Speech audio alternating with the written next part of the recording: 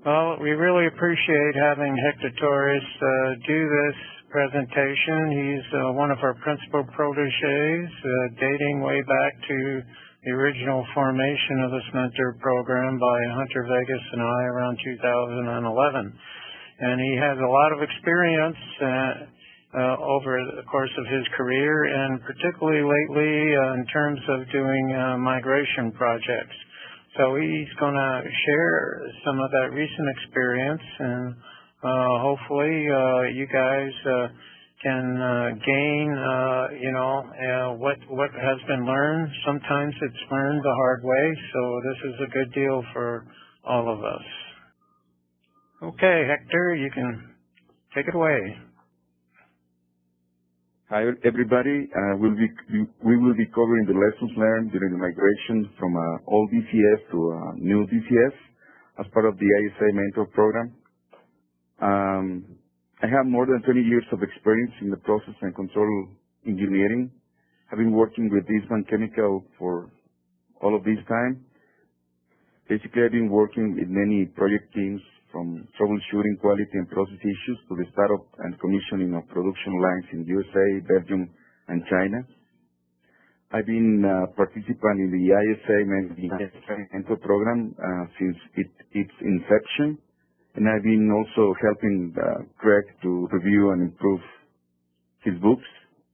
Recently, at its inception, and I've been also helping to led the migration from old DCS to new DCS in the plant in Santo Toribio. In 2013, I was honored by the ISA with the John McCanney Award for an article called Enabling Automation Engineers that I co-authored with Tanaka, Hunter, and Greg.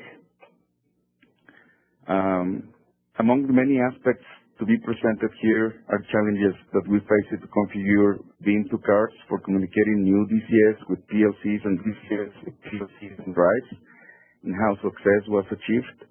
We'll be also reviewing the communication protocols barrier, how it got overcome, and how the use of an alternative database can save downtime. I wanted to start first with the PID essential differences to consider. Despite the difference in control algorithms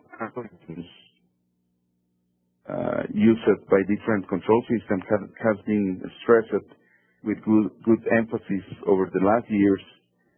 This key concept doesn't seem to be of general knowledge yet, so over the last years, this key concept that normally just converted from minutes to seconds, it will be all it takes, but certainly it doesn't. Some of the modern DCS have two choices of PID forms: the standard, which is sometimes the default and also is known as the ISA form, and the series, also known as the classical form. On the other hand, some of the old DCS use the series form of the PID with PI action on the error and derivative action on the PV. So this is basically to depict the difference on both the modern and the old DCS. It will be a lot clearer when we go into the equations. In the old DCS, the integral action is in repeat per minute. In the new DCS, it's in seconds per repeat. The derivative term in the old DCS is in minutes, while in the new DCS is in seconds. So if the series form for the new DCS PID algorithm is selected, the same as the old DCS, so the conversion equations are just limited to convert it from minutes to seconds, pretty much just by following the formulas that I'm showing here. If the standard form is kept and the derivative term in the old DCS is 0, then the conversions from the last page are used. However, if the derivative term is not 0, then we will need using the following formulas to convert the unit parameters. Of course, before doing that, we need to go from minutes to seconds as we review it in the last page.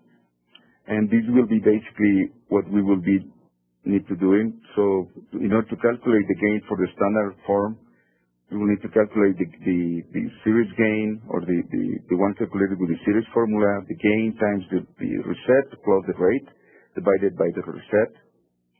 The reset gets calculated adding the reset to the rate time, and then the rate is the multiplication of the reset times the rate divided by the sum of both. So that will be basically what it will take to go into the standard form. One other thing to consider is that in the old DCS, the anti-reset window low and high limits could be configured from -14 to 114%. However, in the new DCS, those limits are actually in engineering units of the auto scale. So if these are not 0 to 100, you will need to make sure that your anti-reset window limits matches those of the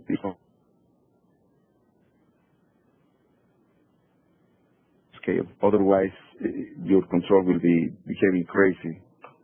The following is an example of a cascade that took place. The master loop was to be kept in the old DCS, while the slave was to be migrated. This belongs to a small services area. So the area where the master was residing was not ready to get migrated, so it had to be kept in the old DCS. The other one, it was imperative that we migrated. So what we end up doing was this final cascade arrangement representation that basically tries to describe what we did. So in the old DCS system, we created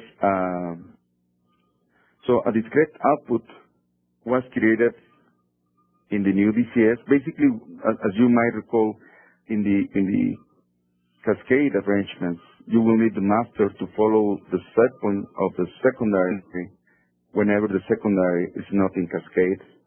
This is basically to provide a bumpless transfer when you switch within modes. So basically what we did was to provide that functionality by adding this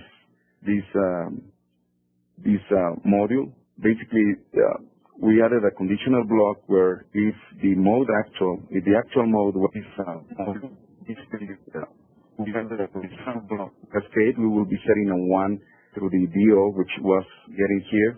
A logic 0 in this inlet, or at least DI2 input, causes the loop point IVP to track the signal at the track input, whatever is in the MV3 value, and a logic 1 at the DI input inhibits the output tracking. So basically that bit was making the trick to let the master know when its output should be tracking the set point of the secondary. What we also did was to create an analog output in the new DCS to let the old DCS know what was the current set point, so that it was able to follow or to track this value. Basically, this is what we created. The set point was being sent through an AO block. And in the end, what we did was just to create the signals to go from that will be basically used as a remote set point. Basically, the analog output of the old DCS was being set or hardwired to the new DCS. These are the presentation on how the interface module looks like with the blocks, the AO and DO blocks and conditionals that we use it to transfer information between both. The other issue we encountered was with the charm, IO cards and charms. Basically, the issues had to do with improper grounded, that the devices stayed commissioned, and we were not able to commission them. So regarding improper grounding, what we were having is this system has the ability to auto-sense whatever the input-output modules that it has installed are, and it will just commission them or configure automatically. But that was not being the case. It was taking a long time for the system to auto-sense the charms. So what happens is when we were after looking different information, and so we realized that the grounding was not set as per the guide, the quick start guide. So as soon as we connected the points and used the grounding as recommended, the auto sensor started working without any issue. So during the migration, we saw that these different issues were associated with this grounding. So whenever you are doing the migration or installing even a new equipment, you make sure that you are following the grounding recommendations. Actually, it goes for calibers depending on the distances, and so it is a good thing to check. So the other thing that happened to us is that the devices stayed commissioned. One of the actions that we took to solve the problem that we described in the slide before was to take the CIOX out of the base plates and use new ones. Of course, that didn't work until we fixed the grounding. However, when we used those CIOX that we removed first, and we tried to install it in the other one, they were not appearing in the system as the commissioned nodes, so we were not able to find them. So when we called the suppliers, there's a base article, and they knew about this issue. So basically, we followed the recommendations to remove both CIOX from the carriers and install them in opposite flow, the right one in the left in the right. So basically, that helped us. And of course, to prevent this, they recommend that you properly decommission these devices before you even touch them or remove them. The other problem was, again, we were having issues, the warnings that the CIOX was not responding, and even we were able to commission the CIOX or the device. It was being shown with a red cross on it, and we were not able to auto-sense, and the commissioning was not being completed. So we checked the grounding, we checked this and that, and we couldn't, and we had also to call again the supplier, and they recommended some actions. First of all, at least back then, they recommended to check if the Cat5e cables were being used. At that time, the Cat6 cables had not been officially approved by them. I don't know in these days. I must say though that we actually installed the Cat6, and it's with what we are working. So we decommissioned the CIOX and switched the position in the carrier and tried again. That didn't work. Then we checked the cables that were properly connected at the proper switches. So what we found is we disconnected the cable at the port 1 in the primary control network and checked the LEDs of the primary switch. We realized that the Ethernet cables were crossed. The cable coming from the primary switch was landing at the CIOX port 1 secondary control instead of in this. And the port 1 and the primary control was coming from the secondary switch. So as soon as we fixed that, everything that solved the issue. The scaling of devices. It can never be enough stressed the importance of verifying the scaling. I recommend that you make a list of your devices and confirm that the scaling is all right with the speeds and amperages, especially if they're well, basically the confirm that the scaling is all right with the speeds and amperages. The amps will be important if there's an interlock or a process action associated to it for safety reasons. And it could be painful realizing that a specific scale is not properly set when you are doing the fine-tuning, especially if you will need a shutdown to download that change. And so we learned that. We found, despite we were carefully doing this, we still found some of them that were missing, and well, of course, that wasn't that good. Talking about the communication protocols barrier between the old DCS and the new DCS. Don't forget that during the migration or during the regular or the current setup of your all the DCS, you might have virtual points that are being communicated between the controllers. So review what information is shared using what information is shared among the controllers via the highway, data highway, and make sure that you account for those and take the proper actions. Make a guide with the required or the specific actions that you will be taking. This is an extract of the spreadsheets that I was using per controller. I was checking what point tag is being referenced, what type, what is the source device, and who is using it in the other device, what action to take, and what to do in the new DCS. So basically this helped me to determine first which information was still being used. If not, that was just to delete it from one of the controllers, and if it was to be used, I was planning to do the cabling. Actually, in here, what we did was because we had still some issues. For example, in the one that we reviewed between the master and the slave, we had to use what we called an auxiliary CIOC. Basically, that was the interface between the new DCS and the old DCS, and this was the way that we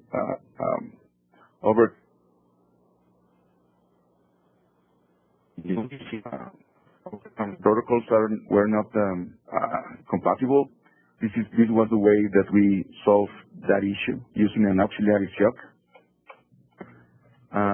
The other portion that we faced was at some point we were having steel controllers on the old DCS and a new controller working with the old DCS. But one of the areas in the old DCS had to be migrated as well, but that was wired to the old DCS. So what we end up doing, and we realized, is that just by a conditioning or moving one or two signals in these termination panels, we were able actually to move the cards to the other file being handled by the new DCS controller, and just wire that, and that helped us a lot to migrate an area in a blip. So something for you to keep in mind, that could be another trick that you could use. The use of an alternative database can save downtime.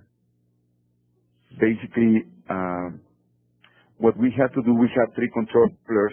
Two of them had to be migrated. One of them had to stay. However, in order there's a lot of information being shared in the process itself and sequences and so the operator's screen and all sequences in the old DCS making reference to tags in the controllers to be migrated, it was not easy, and actually we only have, during the cutover, we were to have only 5 days downtime. So at some point I was considering, well, I will wait until the cutover starts, the shutdown, and then I will start working on the database, removing all the reference to the two controllers to be migrated, so that the controller to stay in the old architecture could be happy, all the sequences and all of that. However, that was too short of a time, and then I thought, what if I start working right now in the database a month up front and just start deleting all the two controllers and correct the sequences and all the screens and so on. Then I realized, what if the old controller dies and I need to replace it and I need to make a download? I will lose all of that information, and what I ended up doing is to take a spare hard drive, install it in the alpha computer or the server, and create an alternative database that I could be starting working with.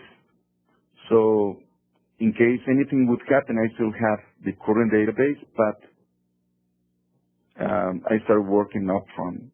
So by the time during the cutover, when I started working and deleting the two controllers, more than 800 errors I got by generating the controller.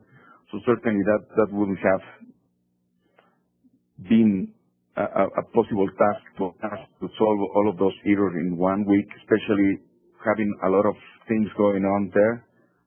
So the use of the alternative database helped me to remove all the errors up front, to check integrities, etc. So by the time the cutover came, it was just a matter of switching the active database, download to the controller, and that's it. Checking everything was properly set, and that helped us we started off with everything synchronized with no issues, etc. The last portion is the issue that we had with what we called V2 cards. The migration included the replacement of 2 old interface cards to communicate with 2 PLCs, also consistent in taking some of the ELC-IO and 8 variable frequency drives. And because we already had an Ethernet architecture, we decided using that and using a new generation interface card for the new DCS. So basically the architecture was the new DCS and the new generation interface cards communicating to PLCs, drives, and remote IOs. The issue basically that we encountered is the cards were not refreshing data from the PLC drives. The new DCS and the VIM were losing resources when remotely connected, and the tuning was also an issue. I didn't check this slide, and so the tuning was also an issue. I didn't check this mess up. Basically here, what I'm trying to show is this is the VIM not refreshing the data from the PLCs and the drives. Basically what we encounter is that the buffers, available buffers in the memory was low, so that was causing a conflict there.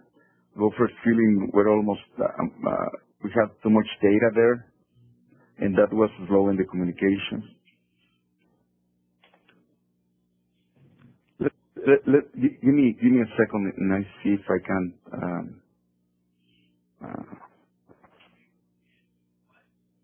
Give me a second and see if I can.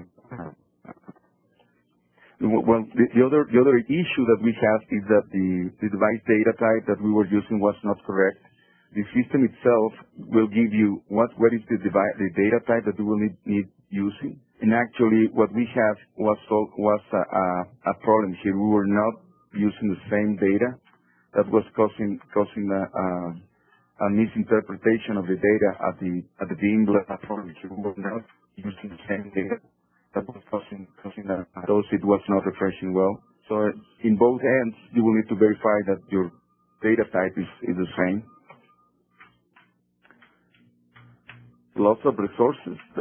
Remotely logging to the DCS led to a shutdown due to the drives losing communication with the network while checking diagnostics of one of the cards.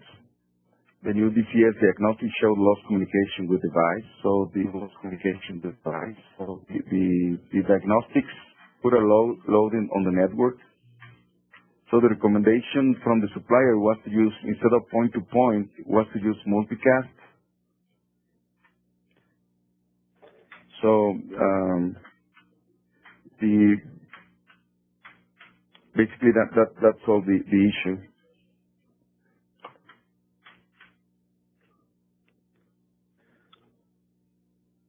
When the messaging got changed from multicast to point-to-point, the time between scans increased from 200 to 800, and that was has a greater probability of driving the internal buffers from 99% to under 30 during a spike operation times.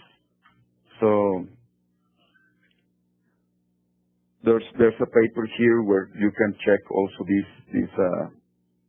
this issue. The general recommendations is normally what we were doing at the beginning with these VIM cards was to take to take a device or a PLC together and just set the same scan rate for all of them. That was saturating the beams.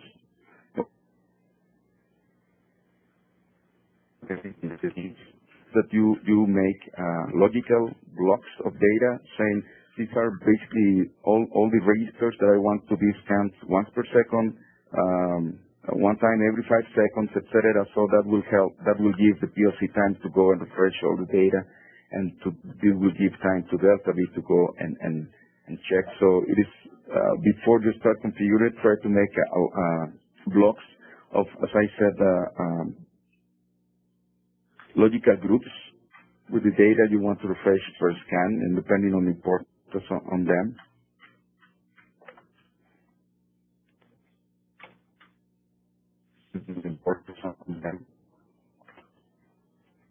So basically, this is all it takes. It goes from you will need to be doing configurations at the beam levels and at the delta V levels, and you will need to check that all your scan rates are properly set as I described it, based on your logical groups.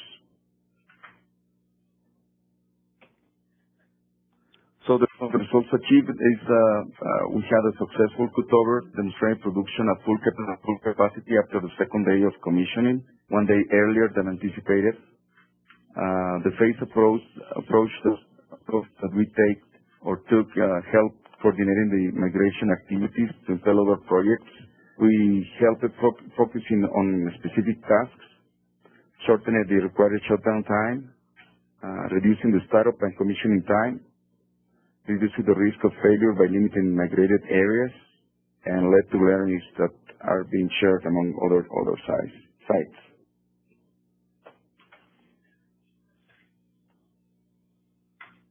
So basically, that is all of the presentation. I don't know if you have questions.